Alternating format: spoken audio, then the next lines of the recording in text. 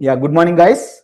మనం ఈరోజు జాగ్రఫీలో భాగంగా మినరల్స్ అనే చాప్టర్ నుంచి మెయిన్గా మనకు యురేనియం అండ్ థోరియం.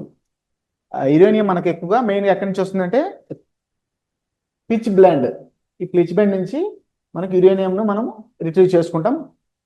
దాంతో యురేనియం 235 అండ్ 238.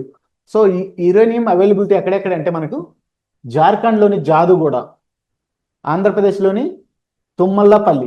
సో ఎక్కువ రిజర్వ్స్ ఉన్నది ఎక్కడంటే మనకు ఆంధ్రప్రదేశ్లోని తుమ్మల్లపల్లి, అదే బీహార్లోని గయా, తెలంగాణలోని పెద్ద అడిసిరాపల్లి, నెక్స్ట్ రాజస్థాన్లోని అరావలి మౌంటైన్స్. మనకు చాలాసార్లు యురేనియం యొక్క రిజర్వ్స్ గురించి చాలాసార్లు అడిగాడు గైస్.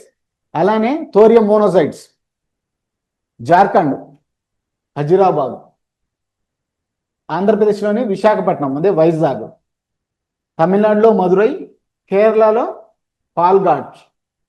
సో ఎక్కువ హైయెస్ట్ రిజర్వ్స్ ఎక్కడ అంటే కేరళలో. నెక్స్ట్ రాజస్థాన్లోని బిలాన్పూర్.